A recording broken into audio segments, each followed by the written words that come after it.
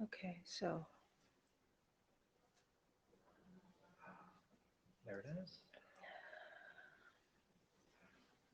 Full client, yeah.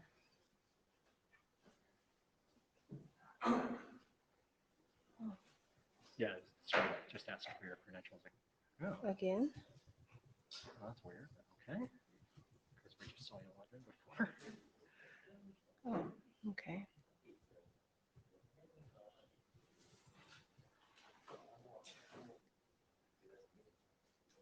Authorize, yeah.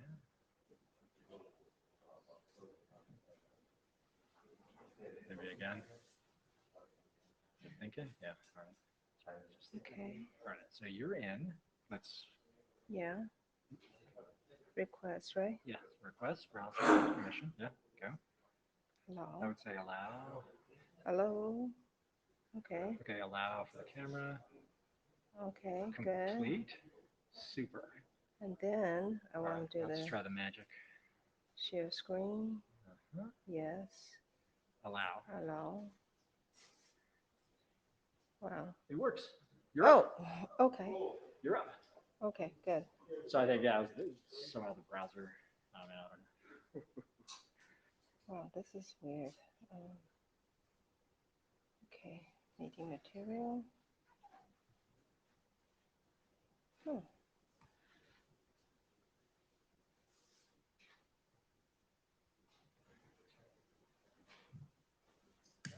Here we are.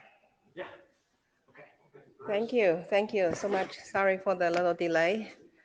Okay, so how do I make this stop?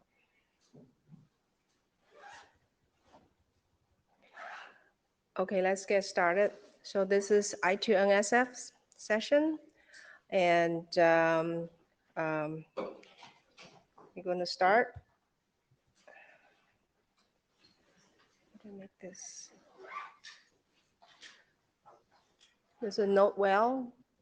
Um, make sure that you have read the note well of IETF if you are in this session, and also the meeting is recorded.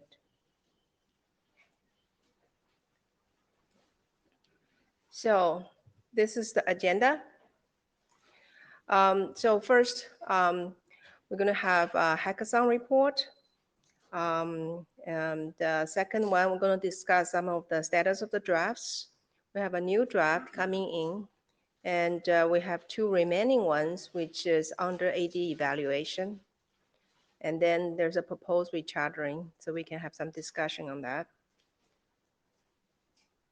So the working group drafts, we have 3 drafts under the RFCQ, and it's waiting for reference to be resolved. Has been in there for a while. One of them has been there for 3 years.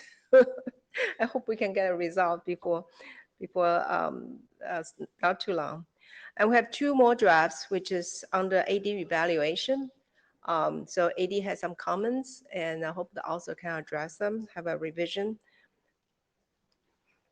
And with that, let's get started. Any questions for the agenda?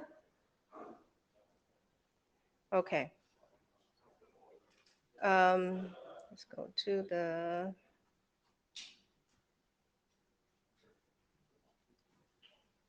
hackathon report.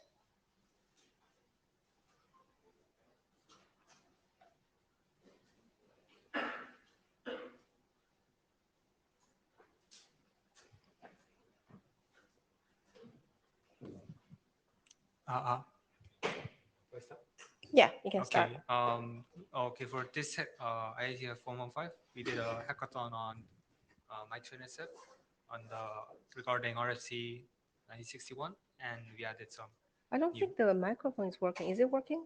Oh, yeah, okay. now it's working. Okay. So we for this IETF 115 hackathon, we did work on the implementation of RFC 9061. And next slide, please. Okay, yes, this is our poster. Next slide. Next slide, please. Okay, so our hackathon project regarding the I2NSF is on the NSF facing interface. and we wanted to implement IPsec between NSFA and NSFB. Next slide.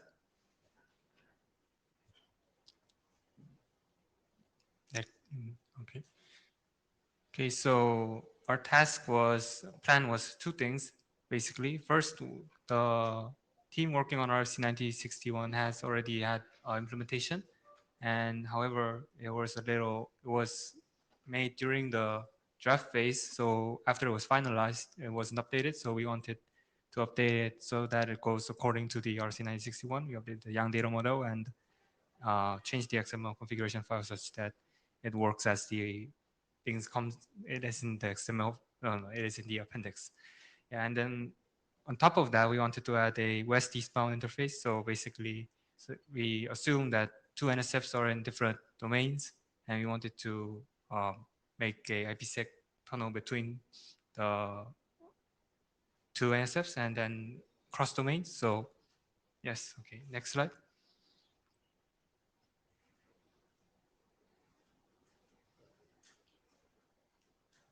Yeah, so this is the basic diagram of what we wanted to do. So the security controller B can in RC 9061 set up the IPsec parameter for NSF3. However, it cannot set it up for NSF2 since it's another domain. So we made a tunnel. We made an interface between controller A and B, such that that IPsec parameter can be set up. Next slide, please.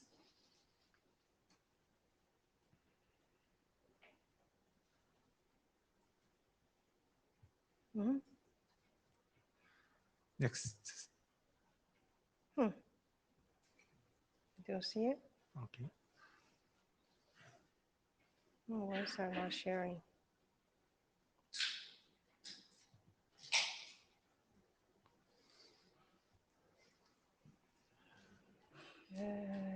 Something's not right.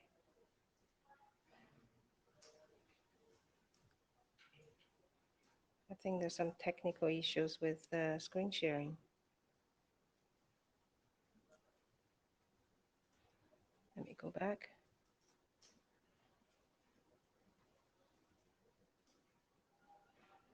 Okay, now you see that, right?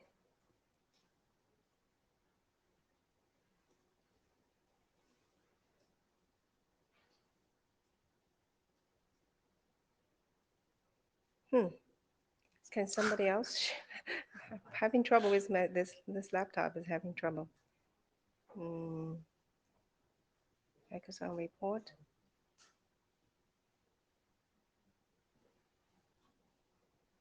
Okay.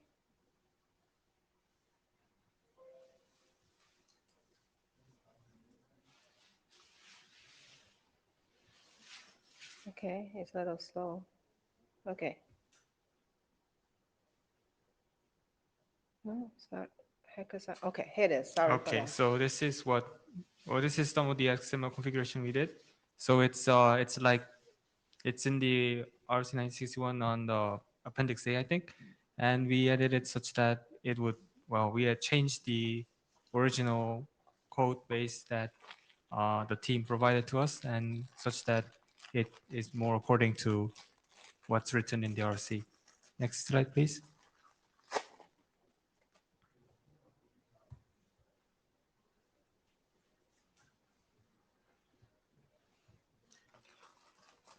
Yeah, so regarding the communication between the controllers, so this is the screen of controller A, and once it has received the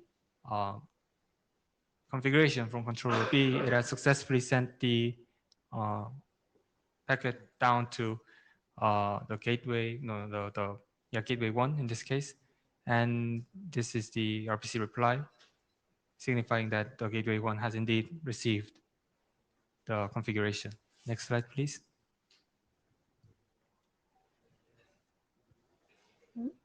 My computer is freeze now.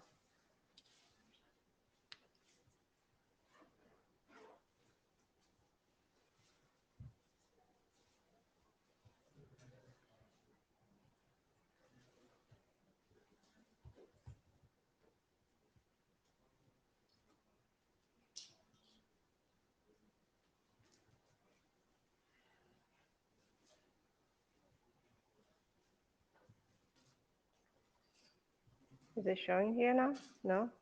No, it's not.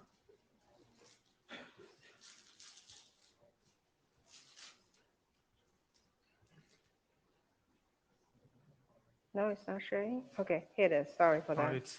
it's the next. This one's the previous next one. I like next. It's 4 out of 4. Work got done 4 out of 4.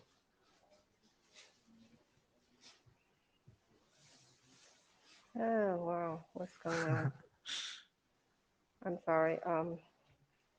It's okay. Let me just do it here. If that works.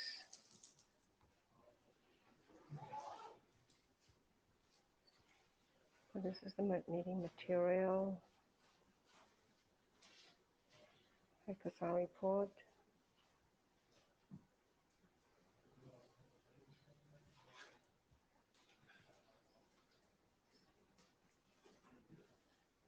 Huh, it's not showing. Something's not right. Okay. Okay, so this is the TCP dump on the gateway side. So we can check that the ESP, there are ESP packets, so the packets from host 1 and host 2 has indeed been encrypted and nobody can snoop. Yes. So IPsec has been established. Next slide, please. Oh, it's not showing. Why is that? Okay. So maybe I'll redo it. Sorry, I'm just having some trouble with the screen sharing. Sorry, if I may share the screen for you. Okay, that'll Okay. be good. Yeah, That'll I be may good. raise my hand here.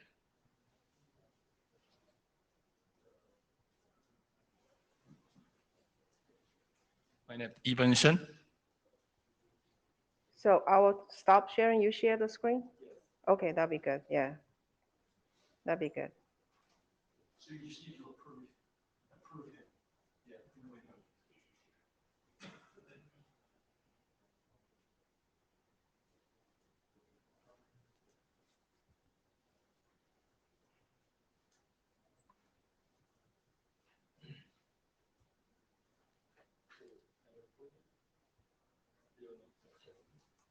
I have to allow you. Is that correct? Yes, you have to. Okay.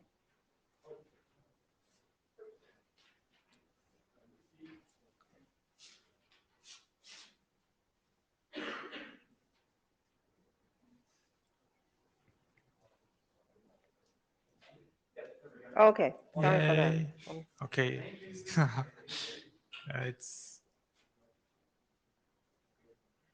It's next. You could just jump.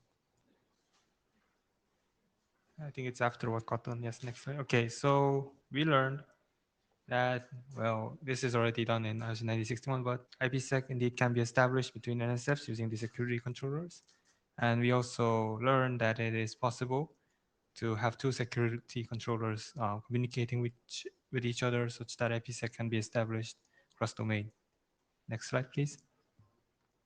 Okay, so it's already discussed in the RC, but there's a case in which the internet key exchange might not be available.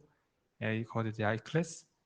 And so in this case, the security controller has to manage the security association and all the stuff like that. So next step would be probably implementing this cross-domain thing in the ICLES. Next slide, please. Okay, so our open source, back.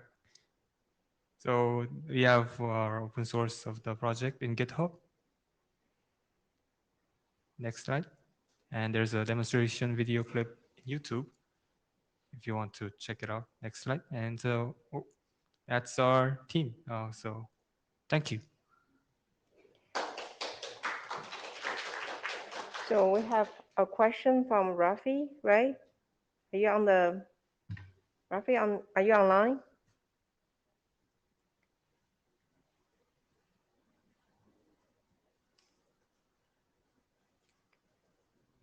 Hello, is Rafi online? He has his hand raised. Any other questions from the audience?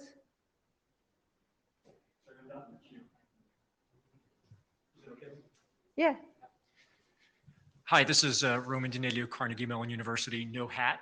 I was intrigued in how you created the IPsec tunnel between two I2NSF domains.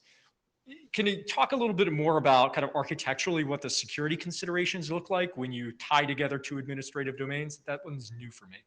Okay, so this was basically a proof of concept. So first, we had some troubles when we were setting this up. So basically, the current setup was that we made it such that essentially the security controller A has we opened a netcom session between security controller A and B. Hence that they will be talking in netconf when they're sending the configuration.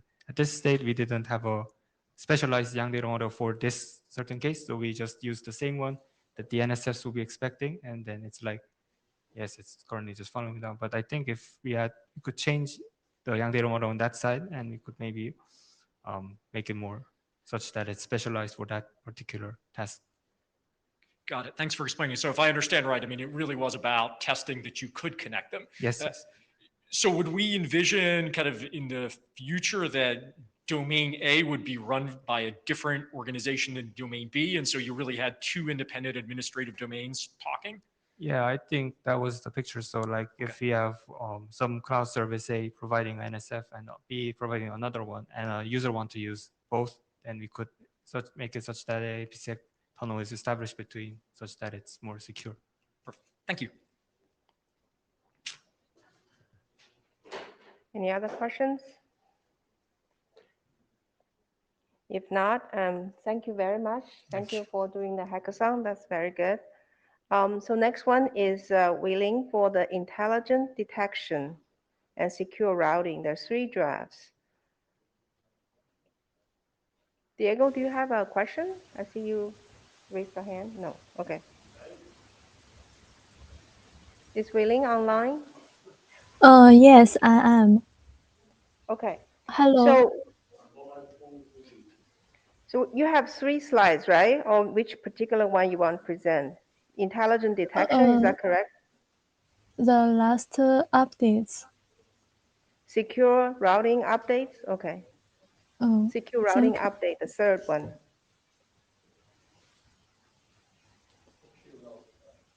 Yeah, there's a secure routing updates. Yeah, there are 2. My slide is the I2NSF intelligent detection. Intelligent detection, okay. Oh, yes. Okay. Okay, you can go on now. Hello, everyone. My name is Weilin Wang, and we are from Beijing Jiaotong University. It's my great honor to share our work, I2NSF intelligent detection. Next page.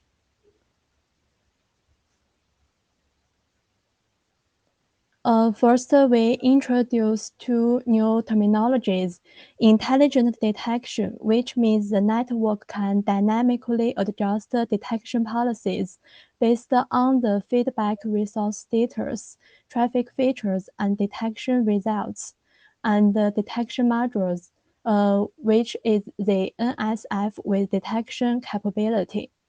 Next. This page shows the I2NSF framework for security management automation. Our work is based on it. Next.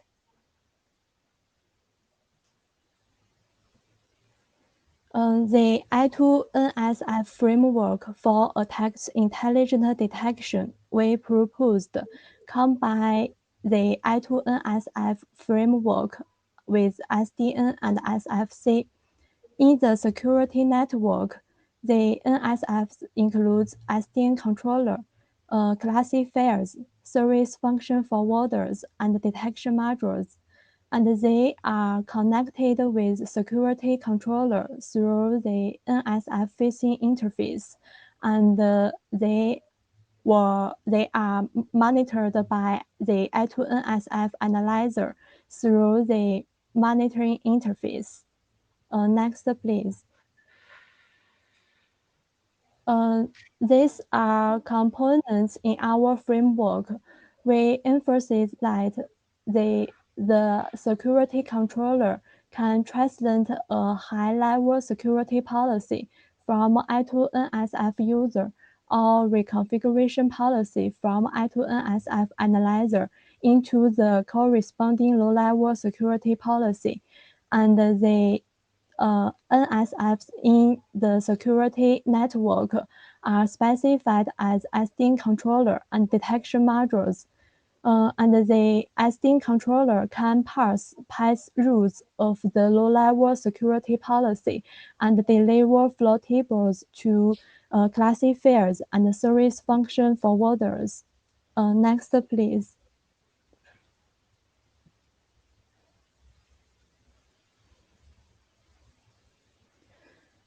These are interfaces in please back. These are interfaces in our framework. We extend the NSF-facing interface, analytics interface, and monitoring interface young data models to implement the closed-loop intelligent detection. Next. This page shows the abstract of these three young data models. We add or modify traffic features, resource utilization logs, and DM detection results in the monitoring interface young data models, and we add path reconfiguration policy and path reconfiguration rule in the analytics interface and the NSF-facing interface young data models, respectively. Next, please. We also give a use case in our draft. This is a scenario example of DDoS attacks. In the closed-loop intelligent detection, first, the security controller sends the initial path rules to the SD controller in the security network. At the same time, the I2NSF analyzer collects feedback traffic flow features through the monitoring interface. Then it generates path reconfiguration policy and sends it to the security controller. Finally, the security controller generates path reconfiguration rules and sends them to the SD controller. Finally, the security network can perform the new path policy. Next page. This page shows the detailed information in the closed-loop intelligent detection. After the automatic adjustment, the service function path changes from path 1 to path 2. Next, please. Finally, this is the summary of our work.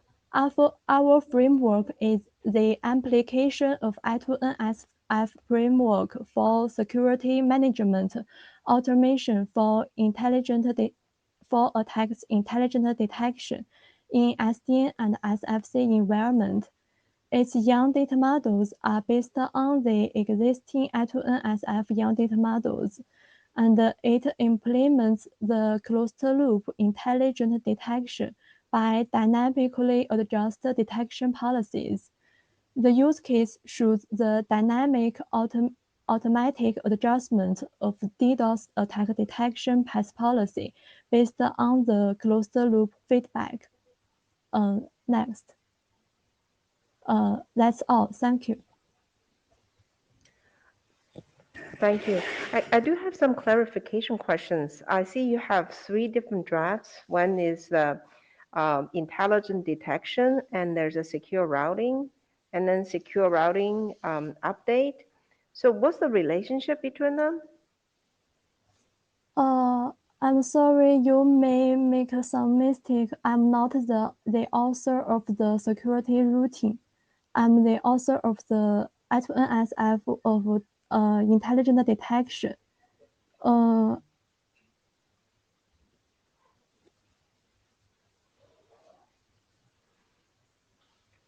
Okay, so Paul, okay, you have a question? Hello, this is Jeong Projong from SKKU. So, Werlin, your presentation very interesting, very excellent. So I have a question. Looks like the using I2NSF framework, especially security management automation, your work try to detect some typical attack, such as a DDoS attack, right? And then you try to, that information will be detected by eventually I2NSF analyzer. So I2NSF analyzer sending that actual some information for the configuration, right? And then my question is, your work looks like as I2NSF security controller and SDN controller interact with each other, try to make some paths, such as certain network devices over NSF are attacked by DDoS attack, right? So you try to make kind of make some honey pot, something like that. It is true, which means some malicious traffic is routed certain direction. Also, normal traffic you route some other, so separate the passage to the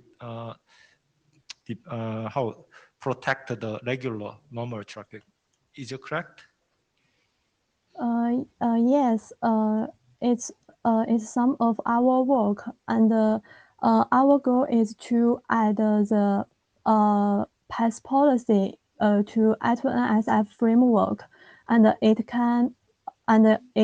reflects the SFC routing problems, and I think our work can achieve what you say just now. Okay, I see. Thank you. Thank you. Oh, sorry. Roman, you have questions? Oh, Diego? Yeah, this time, yes. So, Okay. Diego Lopez, it's just a question about the idea of having or to highlighting that there is an SDN controller. If you look at the architecture, this within what is the concepts around I2NSF, that SDN controller is another security function, that it has some interactions with the other security functions, but it's a security function with a special, so what is not clear to me is what kind of extended, why do you need to extend the model or make any change on this? I mean, something that this is perfectly right in the architecture, and it's good that you make this work to highlight how somehow of intelligence can be pushed down the stack. But the need, what is not clear to me, is the need for an extended model to communicate the security controller to the SDN controller, etc. Thanks for your question. I think the closed-loop intelligent detection can bring in many benefits, such as improve the detection rate and improve the load balancing, and realize, and if we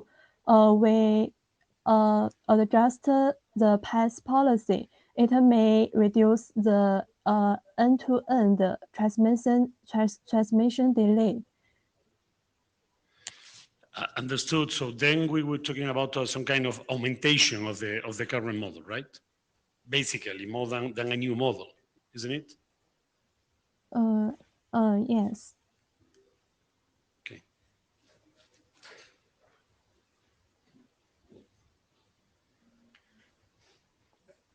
Hi, Roman Danilio, Carnegie Mellon University, no hat.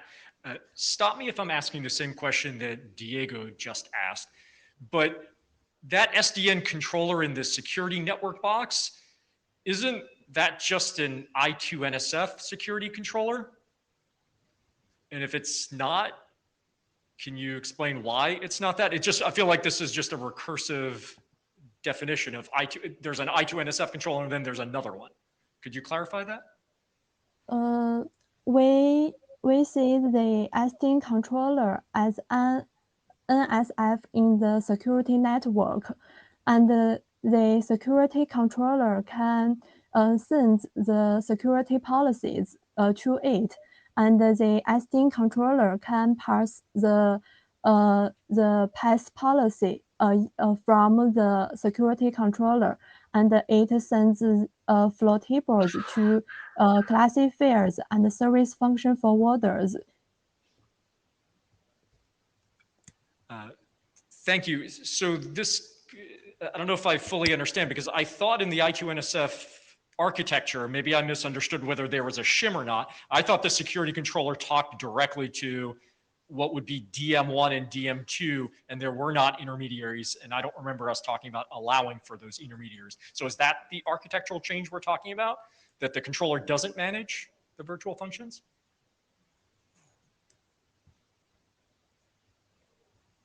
Could you repeat your question again?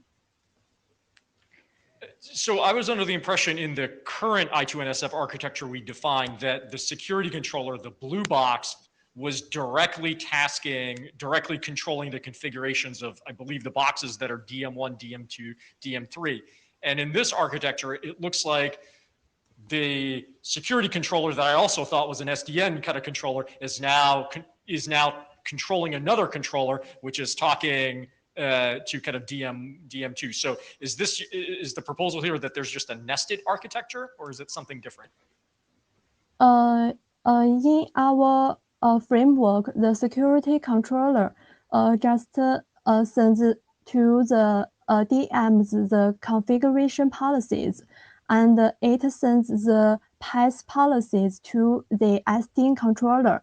Then the SDN controller sends the pass rules to the classifiers and the service function forwarders to form the service function pass. The SDN controller the SDN controller pass the pass policy and form the service function pass. So, Roman, let me clarify. Actually, we have the I2NSF applicability draft approved, right, as RFC 3 or 4 years ago. So that draft described the similar architecture.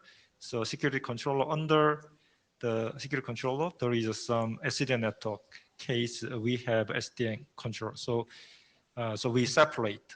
So of course we can combine together, but conceptually we divided. I think the Welling followed that the draft. Okay. So you can check the I2NSF the applicability draft. Okay. Thank you, Welling. Yes. So, Thank you. Wei-Ling, maybe you are talking about something different, because I saw your other slides on this secure routing. So you are giving, like, basically through the controller to change the route from different SFFs, right? Service function chain, right? Maybe that's why you have this new controller there. So do you want to present the other presentation? Secure routing or this? The secure routing slash is not mine. It's Chen Meiling. Oh, Chen Meiling. Okay. That slash Chen Meiling, not Willing. Okay, I see. So Maybe it will be more clear after they present the secure routing draft. Okay, I just have a short comment for this on top of your Roman's comment. So I guess the focus of this draft here, because it says that attack intelligent detection. So I guess it's like more like a use case of based on the existing I2NS structure architecture. So it's like they have the SDN controller, and the classifier service chain. Yeah, those and DM1, DM2. So it's like SDN controller is using information based on the security controller. Yeah, and based on the information, they put extra like more intelligent services for this traffic monitoring or classify. Yeah, I guess this is the purpose of it. Okay, thank you. Yes, thank you. Linda, can I, without, I have no time to raise my hand on the. Okay. No, simply, let me insist in that, in my view, what they believe is that controller, we are confused because we don't have enough words in any language to name all the boxes we have in our architectures very often. So the word controller is somehow making us or confusing us. The security controller is the entity that provides the I2NSF interface. That SDN controller, in my view, is just another security function. A security function that has a specific characteristics. Like, for example, sending some control messages that are totally transparent to the I2NSF, to the other elements, or can do whatever it's. When we model the I2NSF, we are not concerned about what the security functions do among them or how they communicate, whether they are using a common database, they are using another channel to communicate, whatever. What we are concerned is about which are according to the security capability they are announcing, how their security, their functionality in terms of security can be controlled by the security controller. That SDN controller, if we call it, I don't know, an SDN mediator or whatever else, I guess things would be clear in that sense. It's something that is for sure, it's controlling the other functions, but it should be hidden precisely by the I2NSF model. That's why I was asking about this being a security function rather than anything else. Thank you. Okay, so so we have another presentation by Wei Ling, right? Secure routing. Is Wei Ling here? No, it's Chen Meiling. Chen Wei Ling, right?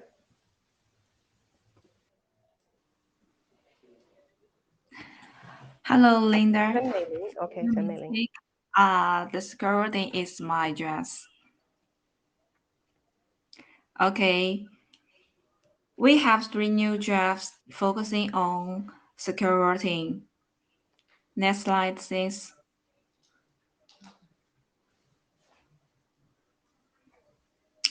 I believe most of us have seen secure routing or trusted routing more than once. What do we mean by secure routing here? That is, provide secure service for use link transmission. For example, traffic flow from A to F need IPS function, then the forwarding pace can only be the green line. This figure has a little error. Is the line between B and E there are not. Next slide.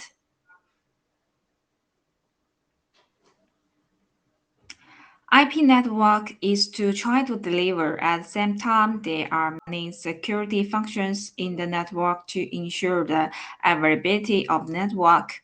Why security is required for us network operators? On the one hand, through secure routing can reduce users' attacks on network.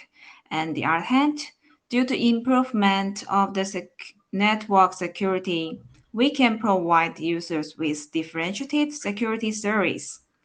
Of course, with the frequent occurrence of security incidents, our users are more sensitive to security. Therefore, it also puts forward higher requirements.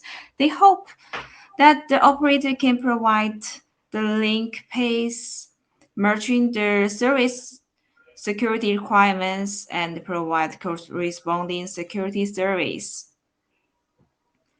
Next slide, please.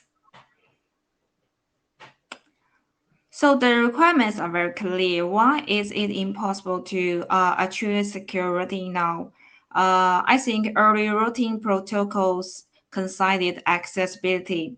So network routing strategy is independent of security. The other is from our network experience, the management and the use of existing security devices are separated from the network. So to provide secure service while transmitting data, we need to consider both security processing and the routing process. Next slide. This is the security model. So when the user needs the S2 function, then choose the green path from A to C and then to D. When the user needs the S4 function, choose the red path from A to B and then to D. Next slide, please. We talk about secure routing. So what security capabilities are provided, such as anti-DDoS, IPS, IDS, and so on. In one of our jobs, automate security functions, we try to list the capability set of existing security products according to the America's IPDRR mode. Next slide, please. So what to do for security? The first is to collect the node security capabilities to the controller, then form routing paths according to users' security requirements. Final issue the routing paths. This may be implemented through routing programming using distributed to tunnel entrance nodes when using segment routing v6. Next slide, please.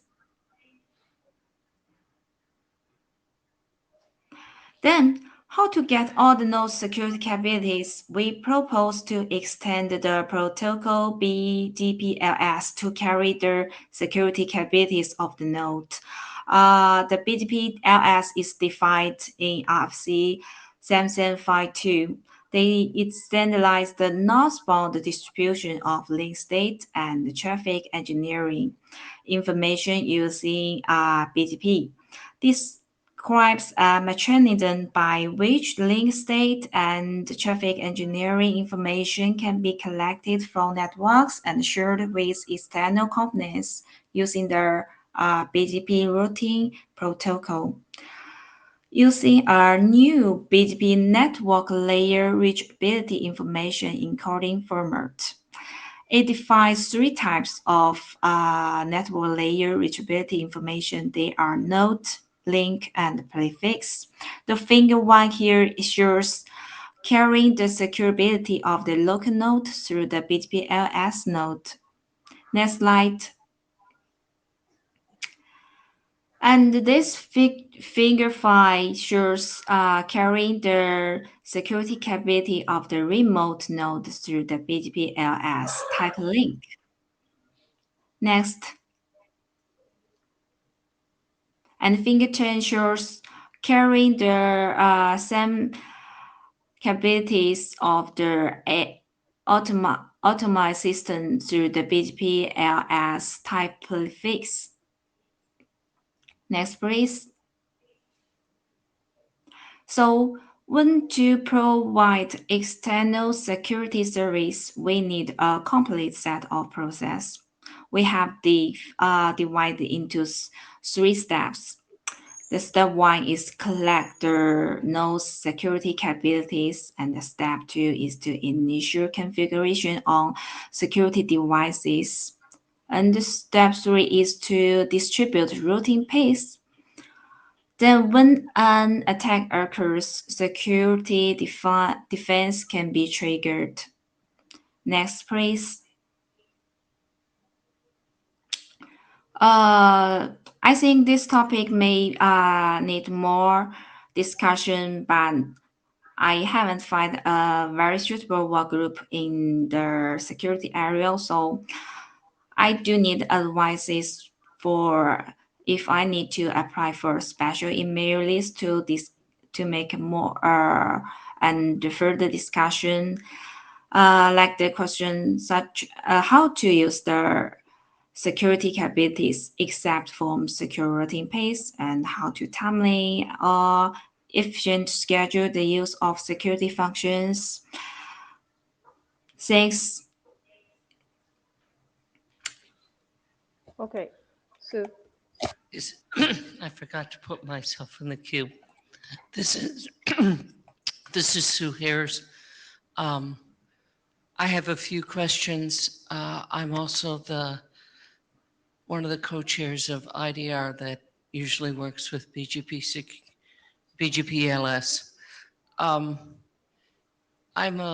I'd like to go back to your slide, one more slide backwards. Thank you.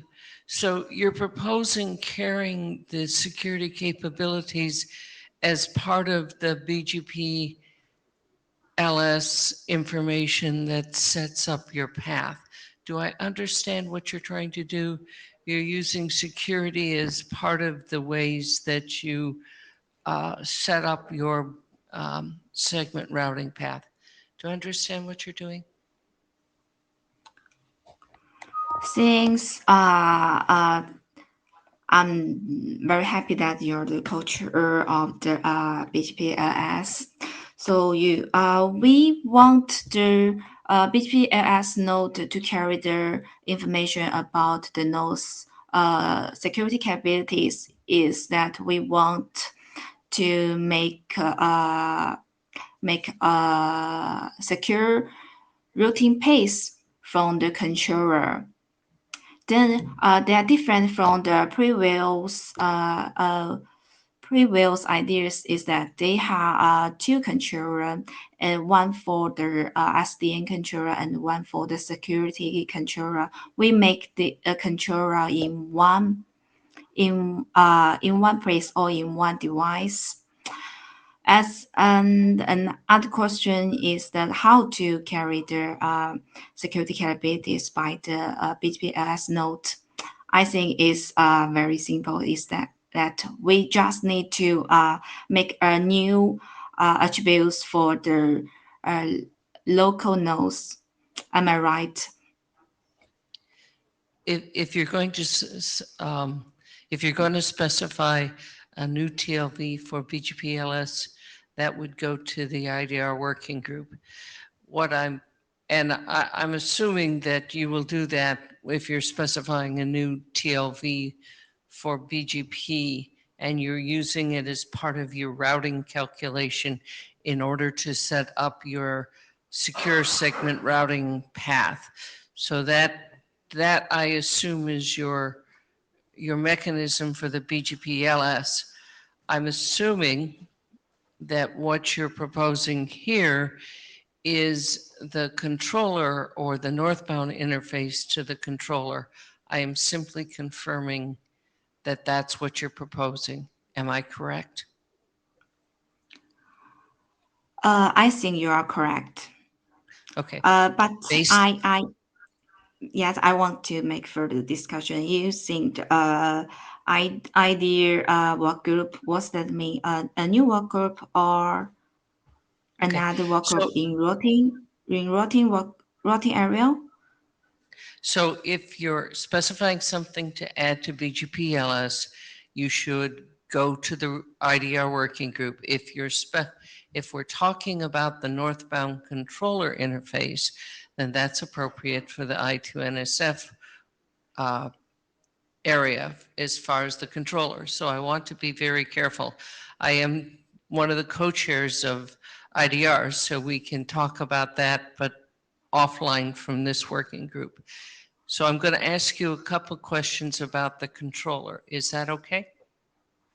It's okay. It helps a lot. I'm very careful about this overlap of these two work groups. Okay. So in the controller, if I look at your controller, what you're trying to do is provide configuration from the controller to the routers that might be passed over the BGP link. You also look like you're also trying to gather information from, is it the router or the security devices in order to do something to set up configuration. Would you go to your next slide, please? You Here- put the king issues here is that we get the information from router or the security devices. You can see in my figure, I put these two in one squirrel. Is that I just call the note, because if I just corrected the information from root, it means that the root and the security devices, they also have protocols for interoperatives. In this point, I do have to make further consideration about how to do with it. But now I just make it a one object. Okay, so I would look for some additional information on what you want to do with the controller, security controllers, as far as updating the configuration in the routers or carrying information. Thank you. Thanks. Roman, you have more questions? Hi, Roman Hi, Dinelli, Roman. Carnegie Mellon University, no hat. So thank you for Sue for saying IDR, since we saw the same work kind of in rats as well. That is probably the place that has the most expertise talking about BGP LS. My question is actually, this is the exact diagram I wanted to talk about. My understanding of the I2NSF architecture was that capabilities about the security devices come to us from the DMS and the associated interface kind of with that. This diagram looks different.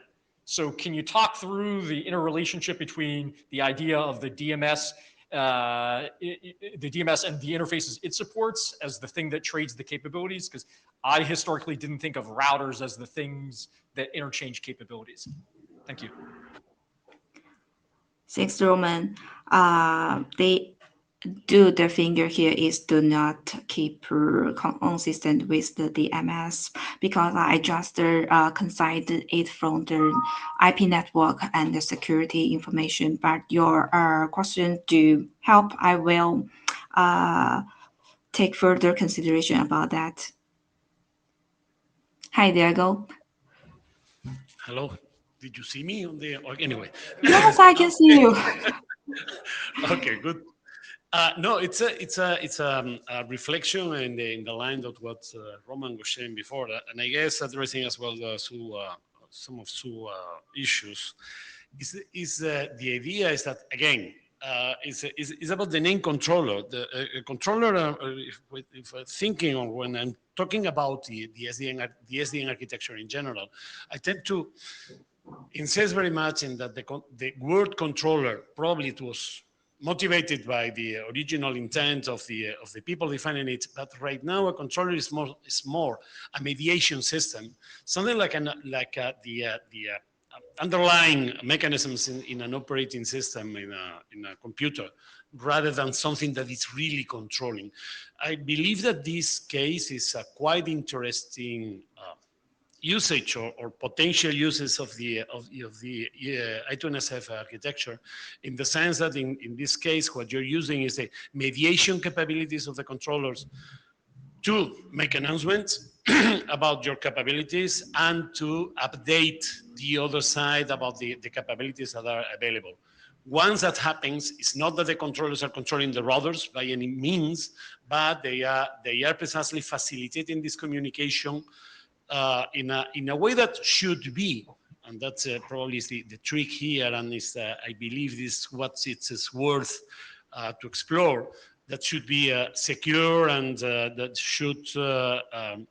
should help in building a higher trust across the different routing domains. And I believe that there is where this particular document and the I2NSF can play an interesting role. Since there is really long comments. So this is a person. Hi, Paul. Yeah, SKKU. So Chair Melly, I think we try to some adjust your problem, such as I2NSF more likely focus on some data center under one other mutual related network. So in the past, you can look at I2NSF applicability draft. It was approved RFC maybe 3 years ago, as I remember. So, so we try to reformulate, such as previously the I2NSF intelligent detection, the presentation also relevant to your presentation. Like, so if we have a certain security, some services require the certain traffic flow. So in that case, we can make some service function training set of security functions, right? In that case, in the I2NSF capability draft case, we specify the interaction between security controller and SFC classifier. So classifier actually specify actually service function training interact with the security service forwarder, right? So I think you try to map with that the idea, and then you can propose some NSF facing interface for interaction between security controller and SFC classifier. That is my comment. Thank you. Thanks. Okay, Sue, you have a question? So let me be a bit more specific on my recommendation. A majority of your draft should be formulated as a proposal to IDR for BGPLS additions. What's appropriate for this working group is the discussion of how your controller, your security controller functions use either the current existing proposed infrastructure, as Paul suggested, or if you see something missing.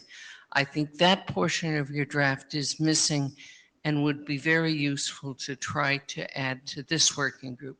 The rest, you need to, anything that proposes a BGPLS addition, which is a majority of your draft, needs to go to IDR and be proposed in that way.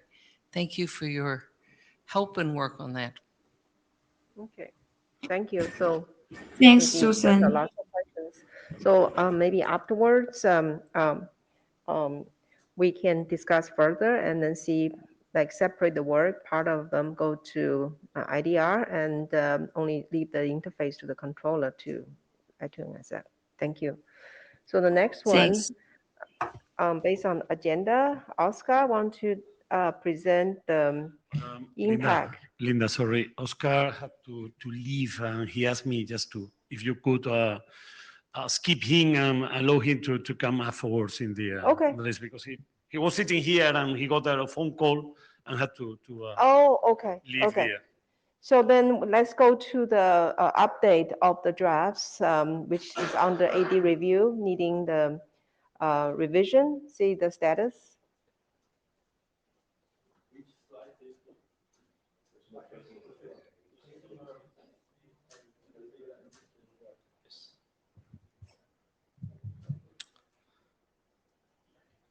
Can I start? Yeah, go on. Okay. So hello everyone. My name is Patrick Linga. I'm from Sungkyuan University. Today I'm going to talk about the revisions for our consumer-facing interface and registration interface. Next slide, please. Yes. Okay. So this revision is based on the updates of our AD reviews by Roman Dineliu. For the two draft, which is the IETF, I2NSF consumer-facing interface. Now the version is 24, and the registration interface version 22. Next slide, please. Yeah, first I'm going to talk about, go through to the consumer-facing interface. Next slide, please. Yeah, so in here I'm just going to talk more about the major updates, and for the minor updates you can freely check by yourself in the draft itself. So first I'm going to talk about is the we changed a little bit on the overall young module, which is in the previous version, we have the endpoint groups, which is to, and threat prevention, which is to kind of registers the high level form of endpoint group and threat preventions inside the policy. Now we want it doesn't make sense, and we want to make it excluded from the policy itself. Yeah, that's the first one. And next slide, please. And we added a new endpoint groups, which is the voice group, which is previously it doesn't exist, and I believe this is supposed to be existed in our endpoint groups, which is the voice group, and this is used for labeling the IP identities, session initiation protocols identities, and in here we added like another information model, and added inside our figures for the endpoint group diagram, and we also make sure that the condition model also references to this endpoint group so that they can accept this information. And we provide some XML examples in there where it's given both in IPv4 and IPv6. Next slide, please. And another one is for the location group. In the previous version, we just put a name in here, and it's kind of not clear how to use this name. So in this case, it's better to actually use what they called in RFC 8805, which is they're using a label for IP address blocks using a country, region, and city. And in this case, we can kind of labels all of this information using this three information into more of a direct implementation. Next slide, please. And the next one is about the threat fit, which also about the registration. And in here, in the older version, the naming suggests something that's kind of unclear, which is the description and signatures. And here we changed the naming into more of something that most people knows, which is the indicators of compromise, or the IOC. And this IOC accepts the informations or patterns like characteristics that can be described in some format that has been standardized, which is like the STIX format or the MISP format and open IOC format. And this can be given in the format information, and then the critical information in IOC field can be parsed using the format given in the format field. Next slide, please. The next one is the payload content. In the previous version, we don't have like where the location of the content. Now we provide like more useful information to detect where the content is. So we have like the depth, starting point, and the depth and starting point to locate where is the existing content location, and so that we can make sure that every single configuration for this to check the matching pattern of content can be identified. Yes. Next slide, please. And another major update is about the NACM. So in the previous version, we kind of talk about and give a general guidance on how to use NACM. In this case, we remove them, as this is already mentioned in our security consideration, where NACM should be used in our data model, as it is very important to make sure that nobody mess up our configuration in our security system, right? Yeah. And so this is already given in that RFC 8341, so people can just read that draft without actually mentioned in our consumer-facing interface. Next slide, please. And in here, there are some minor updates, like for example, in the action, if we choose a rate limit, there is no way to configure actually what's the threshold or the rate limit for a certain configuration. In here, we added a new list, how to limit their packets or traffics. So we're using a lift when there's an action of rate limit, then we can give a value where it's specifying the rate limit for the traffic. And the next one is we also kind of clarify the definition for all of the endpoint groups. In the previous version, in the information model, we don't have any clarification of what they are. And now we are mentioning that all of them are used for labeling an IP address blocks or any other type of data. This is used for labeling, and it's much clearer now. Next slide, please.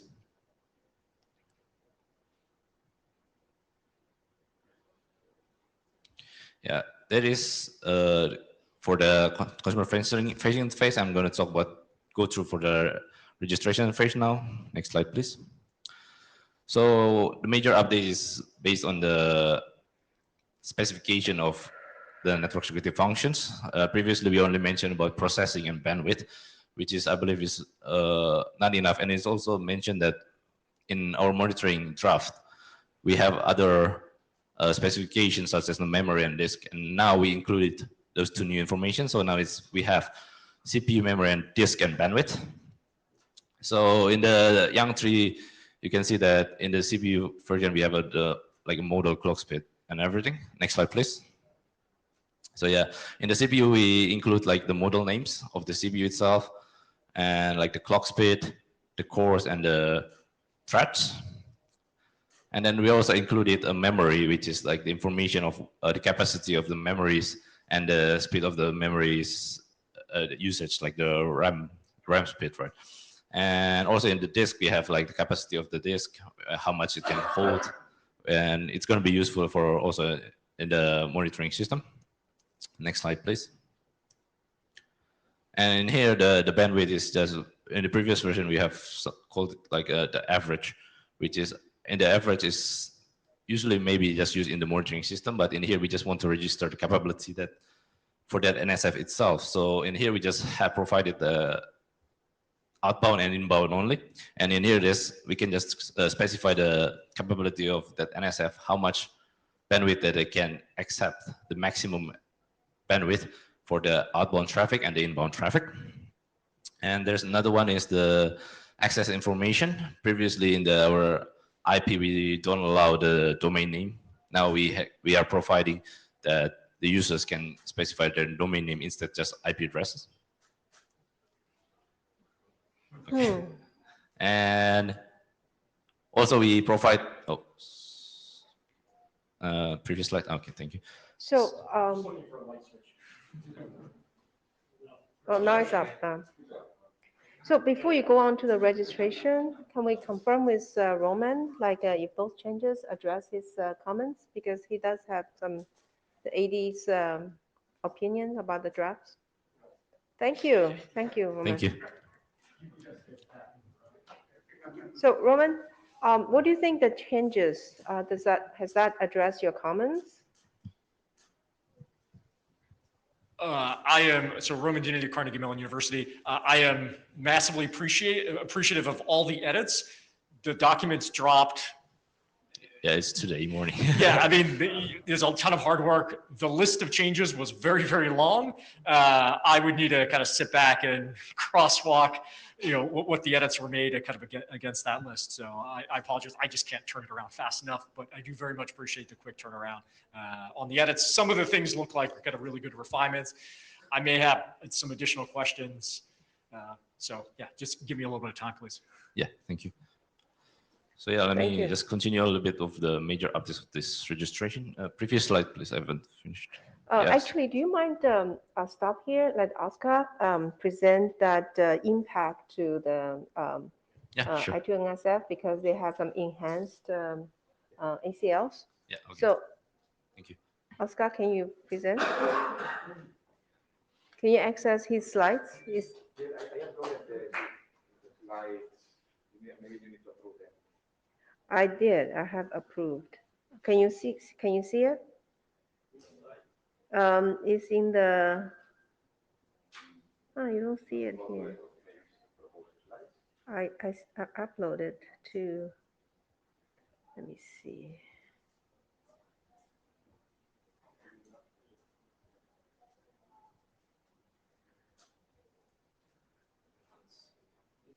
this help you find that.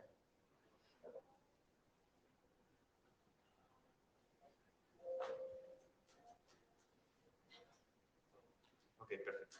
So we're going to talk about the impact of one net mode, one draft that we are working in net mode of the extensions to the access control list and what impact it has into I2NSF. So, next slide, please. Can you hear now better? Yeah, Okay. yeah. So as I was mentioning, first a little bit of context, okay? So this work was initiated because the ACL model that is quite stable now, the RFC 8519, defines this forwarding behavior in a device, and they define there entries with matches and actions. And in the operational experience of using the ACLs, we detected that there were several gaps and several problems, okay, compared to what's used in real life.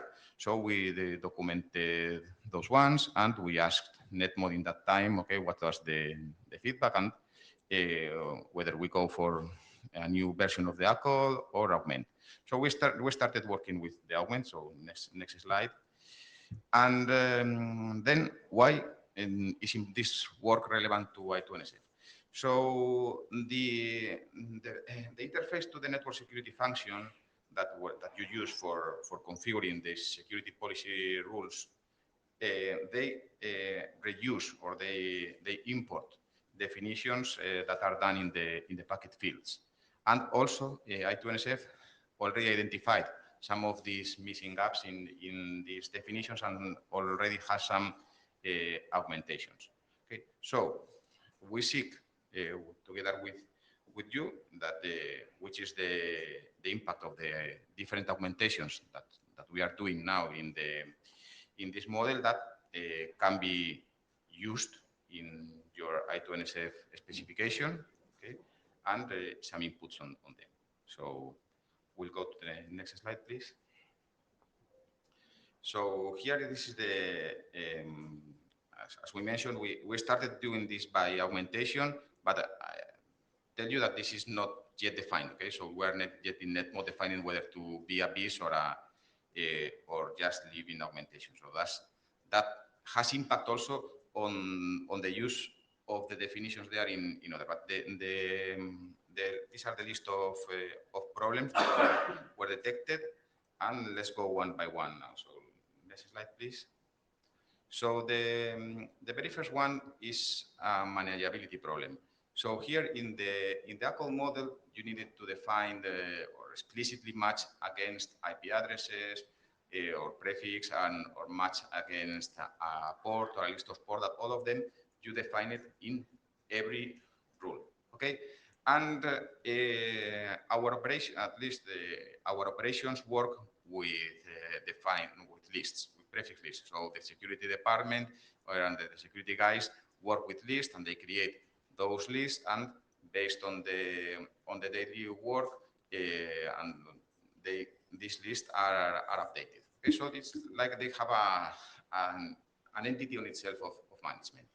And these defined sets where we can have the most common ones that are the prefix sets, so this list of IPv4 or IPv6 addresses, prefixes, the protocol sets, the port number set, ICMP sets, and well, there can be any other set that you can think of. Maybe MPLS label set is also a possibility. So our first proposal, okay, because we started, as I mentioned, with the augmentation approach, was to put the defined sets under the main root of the ACL. But this is one of the questions that we have later for you to include. And then what we do in the matches is just to have a leaf ref to the particular defined set. So you would create a rule matching against the deny list of Madrid region or whatever. So next slide, please. So this is how the structure of the defined sets look like. So we have IPv4 prefix sets, IPv6 prefix set. That was the decision was to split between IPv4 and IPv6 to better use it. The port sets to be reused among TCP or UDP or whatever protocol needed, list of protocols, and this ICMP-based filters. In addition to define sets, also we created also aliases. Okay, so in some cases, just with a single value, you just create a name and assign it to that. Okay, so that will be let's say a particular case of we said it might be an overhead to create a list if you just need a specific name. So next slide, please. Then one of the other things that was, let's say, somehow bad was the handling of TCP flags. There was just the possibility to match against one of the TCP flags. So here for the ACLs, we propose to have a bit mask and to have operations against that bit mask. So then by combining this, I think we can do all the operations that are supported in BGP flow script. This would be consistent among IETF technology. As we are working yet in an augmentation approach, if you use this bitmask, you should take precedence over the old leaf defined in the original Apple RFC. So next one, please. So another thing that was missing is the handle fragments. So here we add a structure to be able to match against fragments. So for example, imagine you want to create a rule that says, hey, I want to discard all incoming fragments of the DNS voice, okay, or DNS or from voice, and then the rest will accept all the segments. So can you go back? Okay. Yeah, no, I just saw that they disappeared. But can we back It's the network problem.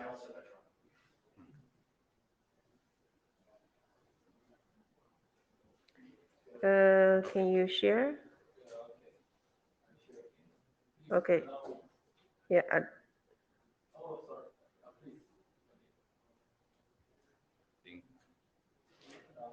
Not yet. Okay. Yeah. At least screen share. Yeah. Okay. Perfect. So as we just mentioned, so with this you can and several options to match just if there to discard all the fragments, to discard the first fragment, the last fragment. So we have this flexibility. So next slide. Another of the gaps that were identified were that the actions that ACLs currently have, they are only accept and drop and reject, and there was nothing else to do. So rate limit, I mean that you already identified in the I2NSF, so I think you have already covered that in the interface, but we proposed here have a rate limit action.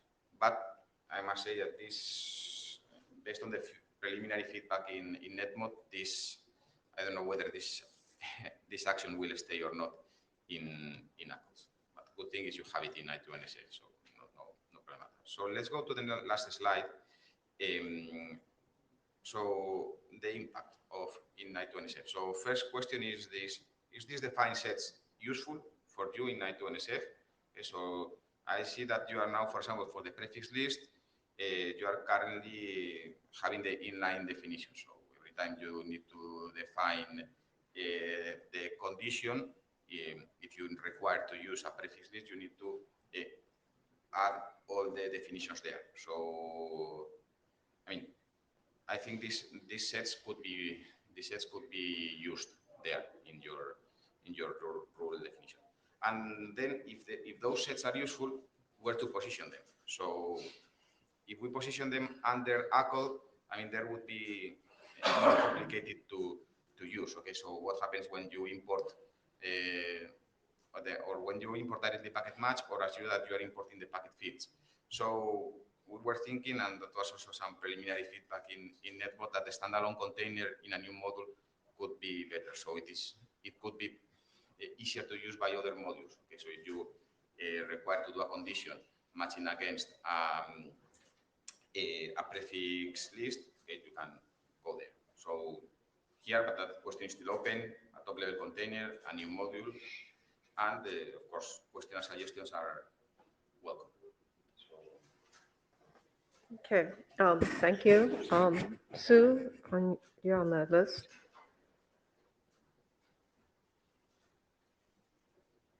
Is you first? What is that? Is you, okay. Yeah, it's me. Okay. So Oscar, this is more about the details rather. I think the defined sets are being useful. They were part of our original discussion. And so the lack in NetMod has finally arisen to their focus. So thank you for doing that. I need to go down to the flow spec for my sins. I'm a flow spec author. Okay. So BGB flow spec author. Could we go back to that, the flow spec? Yeah. Yeah, here, the operators. Okay. So that's flow spec. One more. No, the other way, advance. There, stop, please. Okay, so that's a flow spec V1 and V2 for the actual filters. There are some new filters which are being defined for flow spec V2. Flow spec V2 is under development. The fact that we've got different that those operators are V1 and extremely well used in the internet tells you that they're going to be configured in the BGP places. Did NetMod give you any feedback on what they want to do with that type of? Not yet. Okay. We were requesting feedback today for those, so Okay. hope that we can get. Okay. It would just be good to know if they're going to pick it up, because we've closed off the last issue on the big BGP model. Now it's time to go to the flow spec V models, and we don't want to be in a fight with Roman. One of our problems is the fight between what's in NetMod and what's in where do all these models live in the recursive nature. And Paul's done, and his students and all the other contributors here have done a really good job of trying to dig down into it. But Oscar will have some new ones. So if that helps NetMod, that was my contribution, is that the flow spec operators work. They're in the RFC 8895, 8896. They're well used. They're, as you know, in networks. And we're going to add to them because there are some new ones for the SR V6, which refers to the previous presentation. Thank you.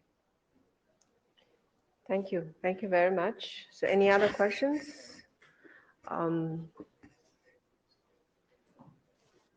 Yeah, hello, Patrick from Sungkyun University. So, yeah, thank you so much for this. And I just want to say that, yeah, I've seen the RFC 8051, and there's some lacking data that's missing, right? One of the missing part is the layer 4. Layer 4 is only discussing the TCP, UDP, and ICMP, I believe. And in our NSF facing interface, we also discuss 2 more, which is SCTP and DCCP. For that layer 4, so my question is like, are we going to extend this also including these 2 protocols?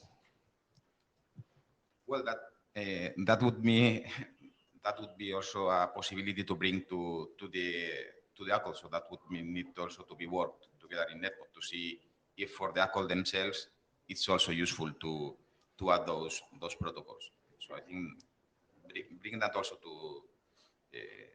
to there.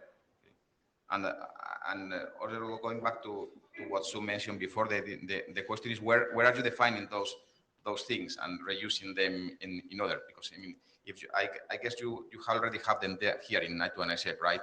So if you are gonna have them there in the packet fields and can reuse them here instead of having to redefine it here, right? We can work with that. Yeah, thank you. So, Ivan Shen from KSU, South Korea. So my question is that has this kind of a work being used in an actual product, or? For example, all the prefix list, yes, that is used to in real products. So that is, and we use it in production. I mean, we are, I mean, in our ACLs that we have on production, I would say more than 60% have are with ACLs with defined sets. Okay, so that is it's there. And for example, for this case of the plugs, bitmaps is well proven in BGP flow spec operation. So this is why we thought it was good to bring them here. Okay, thank you. Thank you so much. Any other questions? No? Okay. So once this being adopted by NetMod, do you know? We had just the question for adoption in NetMod, Okay. and we were with good support. Okay, so now I hope it will evolve in the next months, and also we will decide also whether we go for the piece and the augmentation. And I think that has impact for you in either case. If there is a piece version that you can pick, or you can, I don't know, that's up to you to close the document, to close it and then get once we close this work in NetMod. But I guess it's gonna be it can be adopted in the next month. Okay, thank you very much. So if we don't have any more questions, we can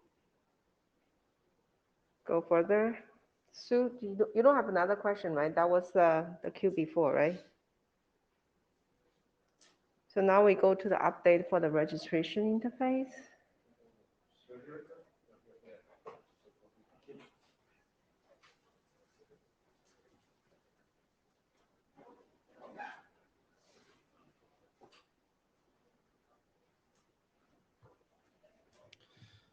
Yeah, so I can continue a little bit of our updates on the registration interface. So previous slide, please. Yeah, and here, so next. Yeah, this one. Yeah, sure. So Roman Dinilu, back to my SEC AD review. So I think this question is going to be related to the next slide. Can you contextualize like what you envision the, I guess, authentication and authorization architecture of the DMS, which is, I think, outside of the administrative domain in which the I2NSF, I guess, system is kind of living? Because, you know, I'm reacting to the text I saw there, which kind of makes sense, username, kind of password, but can I do certificates? I mean, it seems like there would be a whole plethora of different auth models that I would want, especially since this is going to transit the interweb. Yeah, right? That is true, but the point is just we wanted to make sure that the security control knows how to connect to their NSFs, right? They need to control it, but somehow if the security control doesn't have any information of that sort, or like the authorization, authentication itself, they won't be able to actually securely configure their configurations. So in this method, we wanted to make sure that all of the necessary informations are given to this by this DMS. Yes. So maybe this is my misunderstanding. I was under the impression that the security controller is connecting over a Yang interface over the internet to a vendor. Yeah, that's correct. Right. And so that seems like, as I've seen Yang modeling kind of done, that's an unusual kind of thing because I'm going across the internet. And so that introduces a whole new kind of set of threats. So I'm wondering, and I think the other piece would be that it's one administrative domain connecting to another administrative domain. So is there further guidance that can be provided about like how we would credential the security controller to get this, it seems, very critical security information that if it gets wrong, if they're spoofing, there's kind of any of that, like bad things will happen kind of on the network? Yeah, it's actually in the slides, right? We mentioned that we added this information where if this DMS is actually compromised, right? They have the valid credentials in here. That means it is something that, I don't know, it's very hard to handle, right? And in here we mentioned that it is very important that we keep this confidential, and this information should not be given to any unauthorized personnel, so that we can mitigate these kind of threats. And also, if there's someone is trying to impersonate this DMS, then somehow we already make sure that this DMS is not a proper DMS, and this can be done with the client authentication, right? And this is additional security consideration that we added in our draft. Got it. Okay, so I'll have to read kind of the specifics. Yes, Got it. Thanks. Yeah.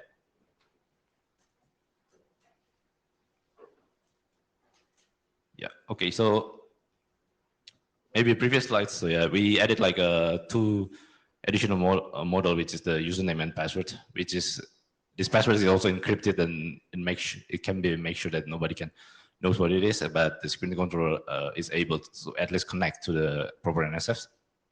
And next slide, please. Yeah. Clarifying question on that one. Again, good that we have some authentication model to the NSFs, but I'm trying to understand where you shim this in. I thought I controlled the NSFs through a Yang interface, so all of kind of the machinery, you know, whether it's mutual kind of TLS or kind of something else, is that implicit in NetConf? And so these credentials are like, where do you use those credentials? The previous slide, please. Yeah. So you mean this username and password, right? Right. Yeah, I'm trying to understand. So like here, you're saying passing username and passwords in scope to control the kind of NSFs, but for the tickling the DMS, like that's implicit, like it's out of scope. It is.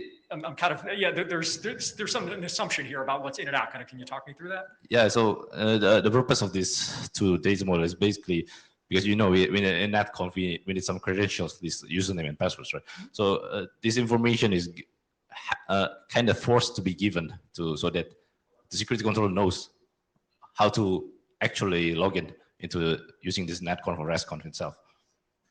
And yeah, the DMS is, sorry, they already maybe in the beginning, in the initial process, usually the I2NSF maybe like subscribe to certain vendors and they already make this username and password. And this username and password is already saved in the DMS, but if we want to automate the system, then this necessary information should be given, right? What, I mean, I'm sure you have a lot more text, so yeah. Instead of kind of poking here, why don't I read the specific? Okay, yeah, thank you. Any other questions? Is that the end of the registration? Because I have another question. There's the end of registration. Do we have time? Yes, we do, actually, because you do have comments. It's under your evaluation, right? You have some comments to their draft.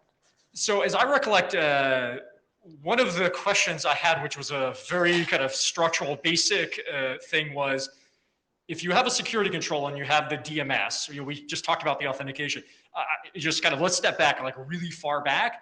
From the words, it wasn't clear to me, who is the server and who is the client? Who initiates the connections? So in this case, the server is the security controller. They start, they're listening to the portal for the NetConf or RESTConf, right? And then the DMS start registering when for example in the initial process, the I2NSF subscribed to certain vendors. We wanted your security service, and then the vendor has their own DMS system, and then this system going to register the information to our domain security controller, right? So the process is given by, so the client is the DMS, yes. So if I can restate what I think I heard you say, just stepping back a little bit from the I2NSF model, we have a box on our internal network that controls how all security operations happens. Yes. We are allowing a box outside of my administrative domain with a vendor to reach deep inside my network and connect to the thing that can manage that. And so I'm poking a hole, and we have no other security considerations to kind of govern that architecture other than username, password. That's really good. I will read what's there. I feel like we need a little more guidance on Okay. that design choice. Okay, yeah. Okay, so I have a clarification comment, Roman. So you mentioned our revision case introduction. We clarified security controller runs server and TMS is runs client. So we clarified. Okay, so basically, yeah. So this time, solely we have tried to address your all comment. So I believe, yeah, you can sitting down and then you can double check and then hopefully we can finish this remaining young data model and then we can move forward. Okay, thank you. Appreciate your help.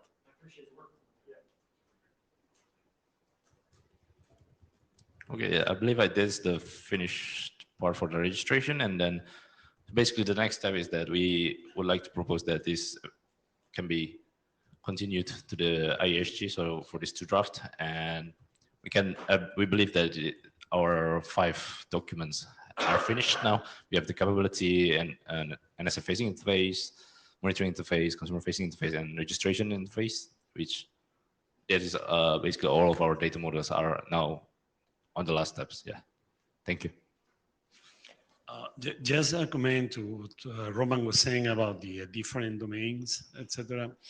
It's important to take into account that this is just a publication interface. I mean, you're just publishing, and the controller would do with this whatever it sees fit. So this is, well, to some extent, it's like if you were filling a web form just to announce your product or whatever you have. And so here the risks, if there is implementations are reasonable and well behaved, are quite limited. It's not that you're opening the system to the control of third parties or whatever. So this is something that is somehow reminds me with a discussion we have a couple of days ago, precisely about having a Kafka direct support for young data, which would be similar in terms of the different domains into participating.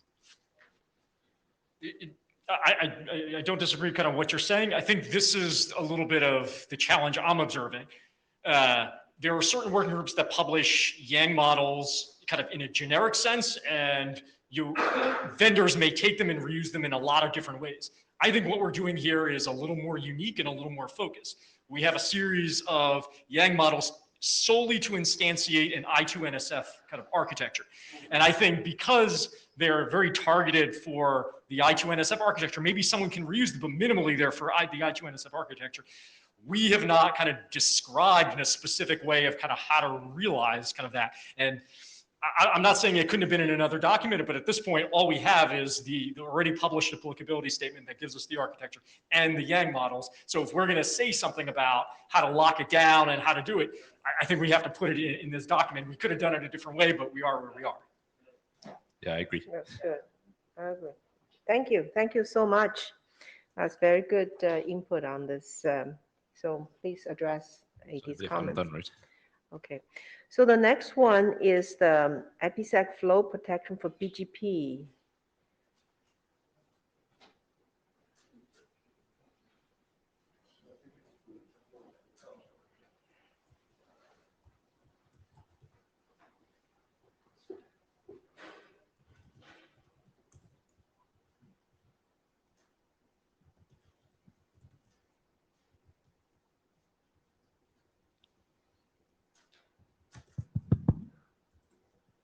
Okay, hello everyone. I'm Joshua Kim from Seongkyungan University in Korea. Today I'm going to present about I2NSF security controller facing interface Yang data model for cross-domain security parameter exchange. Next, please. Okay. To understand why we need this security controller facing interface, I will explain about the security controller facing interface. In the RFC 9061 covered protection between NSF located in one I2NS domain. As the SDN network expand, such as SD1, I2NSF need expansion to exchange security parameter and cooperate with I2NSF located in different I2NSF domain. Also need a centralized point to manage multiple I2NSF domain. For this expansion, security controller page interface is required to exchange security parameter information between security controllers located in different domains. Next, please. Yeah, this figure shows I2NSF framework for cross-domain security parameter exchange, peer-to-peer case. As you can see, there are two I2NSF domain. In the one domain, the security controller only can manage NSF located in their own domain. So to exchange information between the security controller located in different domain, we need the security controller page interface. Next, please. Yeah, this figure shows the hierarchical case. There are primary security controller. The primary security controller can act as a centralized point. So in this case, the two secondary security controller A and B can negotiate using the central point primary security controller. So yeah, next please. This is the information model for security controller page interface. Through the security controller page interface, the security policy information and protection parameter can deliver. So security policy information is security policy such as service function chaining for firewall and web filter that a security administrator want to configure. And protection parameter is the security parameter required to establish IPsec assays. Next, please. This figure shows the peer-to-peer case sequence diagram. At the first time, the I2NSF A's administrator gave a security policy. The requested security policy cannot manage it in the security I2NSF A's domain. So to manage the request, the security policy, security controller A can negotiate with the security controller B. So after negotiate security policy and IPsec parameter, the NSF and NSF2 can provide the requested security policy using service function chaining with IPsec assays. Next, please. Yeah, this figure shows the hierarchical use case for the security controller page interface in cross-domain environment. In this case, there are primary security controller. So we can use the primary security controller, and using the primary security controller, the two secondary security controller can negotiate about the security policy and IPC parameter, and then they can provide the requested security policy. Yeah, next please. For the next step, this draft introduced security controller pacing interface for cross-domain security parameter exchange for IPsec tunnel for soft function chaining and BGP. It suggests I2NSF expansion architecture with security as SPI and its use case, such as peer-to-peer and hierarchical case. The revision of the draft will include another example for setting up IPsec tunnel for BGP. Finally, the draft is proposed as a working item in I2NSF literature. Thank you.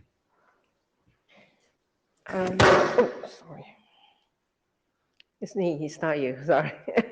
Okay. I touched something. So this is a bit of additional details and a question for Roman, okay? The additional details are, first of all, IPsec tunnels for BGP aren't in BGP, but assumed as table stakes.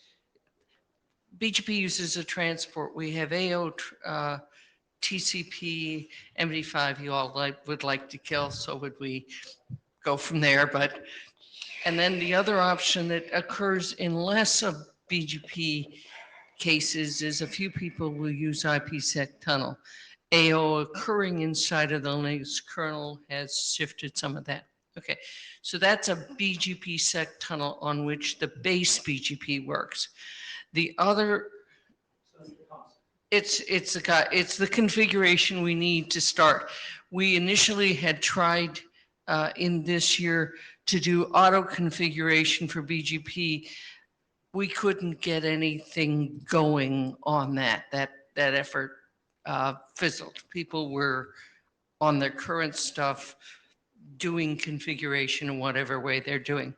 Okay, so there's the BGP piece. The other part that this may, you realize that BGP, I'm sure based on all the reading you've gotten to do over the last year, also has tunnels that are set up within BGP.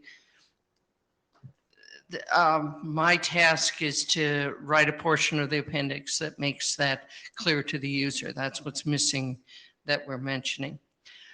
As you were kindly presenting, I suddenly realized that we may be working on something that DOTS was working on, which is the inter threat controller, because BGP security, BGP flow spec, you've heard that thing, does some of the same functions. So another thing we have to look at in the cross is the DOTS work in securing that.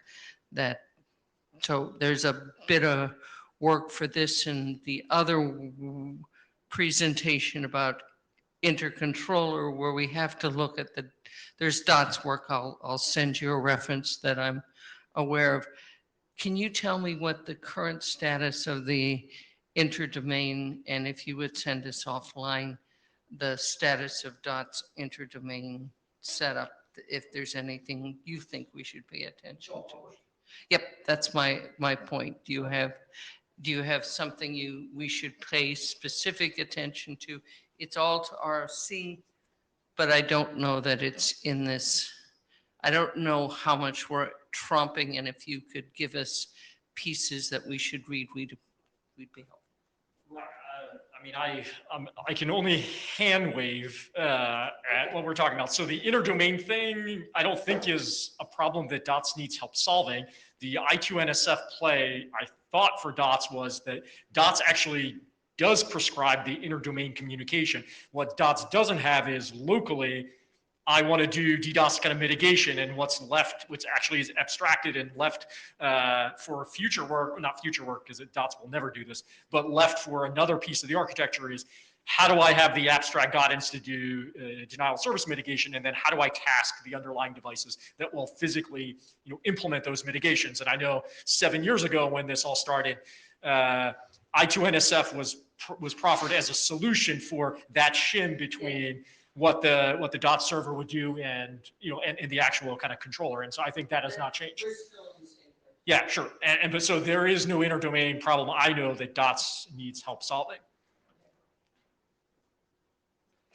So are you done? I had a question.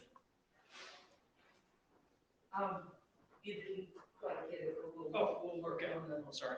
No. I'll speak for the remote. So the question is, my understanding of DOTS, and this is where I'm a year or two out of date versus the preposition, is that they were setting up some security relationship for securing the pieces between the two domains. Here I have this type of certificate or this type of certificate. Then we don't want to reinvent that. We want to use it, and that's what we need the pointers so we don't screw up. So the answer, if I read the question is, what's the authentication model that DOTS uses across administrative domains? Mutual TLS, like it's certificates, PKI. Yeah, that was it. So Roman, kind of clarifying question. We have the base I2NSF architecture.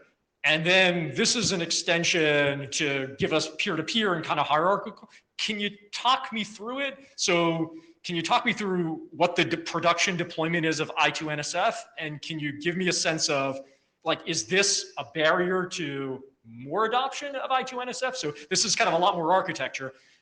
Or is the field of deployment of I2NSF saying, we need this because we won't field the base I2NSF. If we have this, like, we'll field the whole architecture. I guess I'm wondering why we need more right now.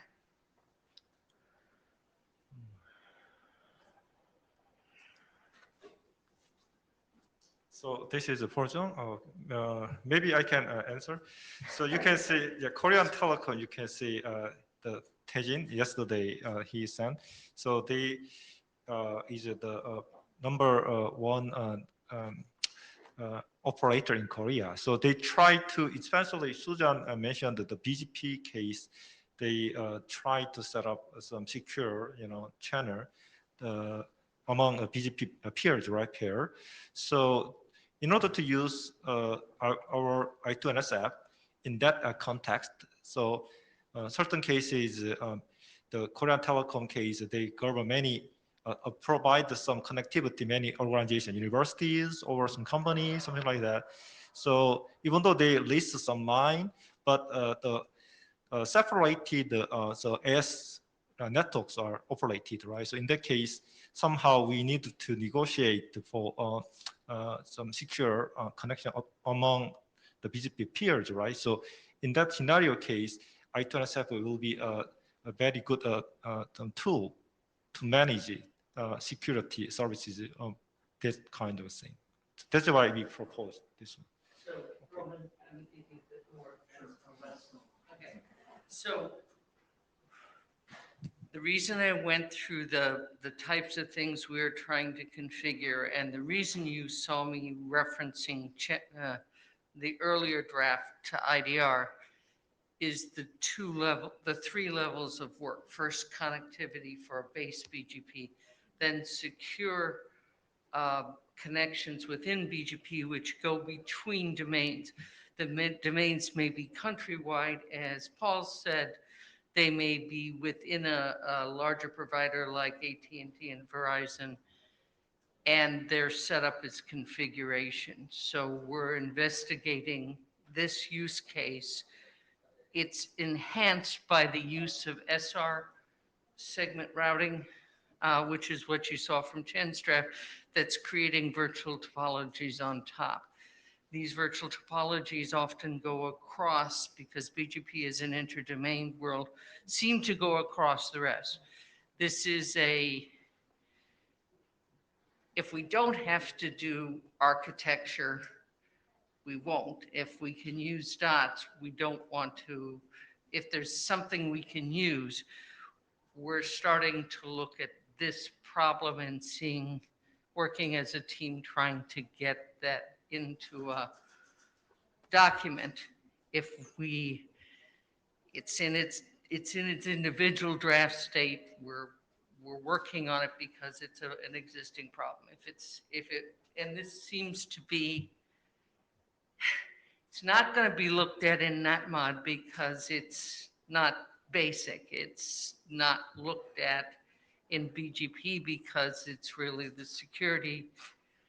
If you have another place. So Roman Jr., so that's the piece that I don't have my head wrapped around. So my understanding of I2NSF at a design level is we're at the application layer, right? I mean, we're talking about Yang models. That's the fundamental kind of basis of how I2NSF happens. And so it seems like the problem to solve is someone else's actually problem. We make Yang modules, and someone else needs to figure out how you do netconf over, well, any other kind of transport, right? Because we are carrying that Yang through the standard netconf, restconf kind of interfaces. So there's a lot of drilling down that I kind of don't understand. There's some implicit architecture I'm not following, because what's in scope and what we're talking about is Yang interfaces. And we keep dropping like these really low level kind of in the stack, much below kind of the Yang configuration. So I'm confused why we're even talking about BGP. Because again, I'm trading yang through a netconf interface, like something else. I mean, it seems like it's almost out of scope. Someone else should figure out why I'm using BGP to trade, to do basically HTTP or SSH across the internet. I don't understand. I think we're out of time. Yeah. May Yeah, I? maybe, yes, go ahead. No, just here, I think that that's true that the classical use of Yang is precisely, and you have something that is configuring or collecting data, and there is here what we're trying to do, or what is in my understanding is attempted, is using Yang to model a relationship between two entities that are equal. In the sense that you are asking, because at the end it's the same, you are asking a configuration change with a difference. Normally, if it is understood, never explicit, but always implicit in the Yang relationship, that if I send a Yang configuration request to a device, the device is obliged to obey it. In this case, it's not. I mean, you're talking about two domain elements, independent. I'll send it a configuration request. And the other part, being in another domain, is totally free to reject it. What we're using Yang here is simply to keep a consistent set of interfaces that are all based on the same data model, on the same language. Whether this is a canonical use of Yang or not, this is something that we can discuss. No, I mean, canonical in the sense that it includes all the implicit assumptions that you have in the Yang model. That is, my impression my view has never been formally expressed. No. Maybe that's not like I was saying before. There's some implicit assumption that it doesn't seem to be written down, because all the Yang models I see us publishing they start with all the usual Yang model considerations, which is RESTconf, netconf, MTI SSH, MTI TLS, and then okay, well then we're done. Why are we getting below these application layer protocols? And but this is confusing. Why are we? I mean, we're talking about SSH and TLS, but now we're talking about BGP to carry the TLS that carries the Yang. No, it should be reversed, right? No, it's we are BGP using over to use TL. the Yang to establish an IPsec that will carry BGP. But the connection between these two domains should be totally standard or straightforward, let's say. It's not that we're talking about how you use the BGP to carry the Yang. It's about how you're telling Yang how IPsec should be established. No more, no less. Okay. Yeah, we can discuss offline. Thank you very much. Thank you. So we have one more thing on the agenda, which is the rechartering. 1 minute, okay. So I think, yeah, so we pretty much discussed new items. In order to proceed with these kinds of some interesting new items, I believe we can recharter. So I believe we finished all 5 Yang data models last 8 years. So I appreciate the working group help, and also we can go forward. Also, my SKK group tried to polish up the open source project to open to community and take advantage of our work to our IETF community. So the slide is already I sent, right? You can take a look. Also, we already presented many of most of the topics. So hopefully after finish our remaining 2 Yang model, got through the ICG evaluation, and then maybe we can discuss the rechartering thoroughly. That's it. Thank you. Okay. Thank you very much. Roman has more comments. Hi, this is Roman. I honestly, I've said for 2 years that I am really, really concerned about the level of energy to execute. It took us 7 years to kind of get to this point, and we're talking about doing more work. I'm hearing nothing kind of in this room in this discussion that says we have enough energy for another 7 years, or that it's going to be faster. what the data says in terms of the reviews. We don't have enough reviews. The stuff is leaving the working group not at the quality we should have it. At the applicability document, which we started 2 years ago, we had 5 abstains. I mean, we barely got that document through. Every I2NSF model that has left has gotten 3 to 4 discusses. We've sent one of them back to the working group for consideration. I thought we were going to do a little better. You know, I explicitly asked the chairs to make sure we got as much working group review we can get for the last documents. And honestly, like, there's a lot of really structural things I pointed out in that AD review, which means we did not really review them at the quality we should have been. So I'm deeply skeptical that we can recharter kind of based on that, which is not a reflection on the work. It's just there is no energy to kind of do that. And I have seen nothing to kind of convince me. So I've said this for 2 years. I mean, there's been plenty of opportunity to kind of rewind this. So I need help understanding why the facts on the ground are kind of any different, you know. So thanks. Thank you. Thank you for the comments, suggestions. Okay, our time is ending, and thank you very much for the discussion. So we can continue on the mailing list, and please do address Roman's comments and provide a revision to address AD's suggestions. Thank you. Thank you very much.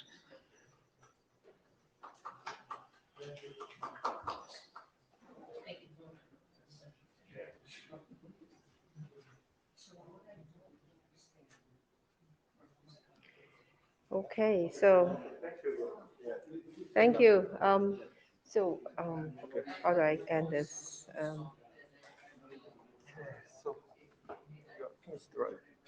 Yeah, let me end this. Yeah.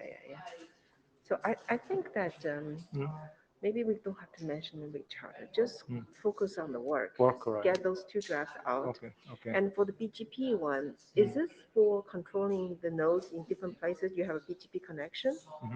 Okay, like that can be like, for example, SD1, you may have a remote node, you need BGP to control it, right? So have that display. So we just focus on the drafts. We don't have to. Recharter, okay. Yeah. I Okay, think that would be better. Yeah. better, okay, I see. Unless people complain that, hey, what you discussed is out of the charter, then we discuss charter. Okay, sure. Okay, Okay, thank you. Okay, thank you very much. Thank you.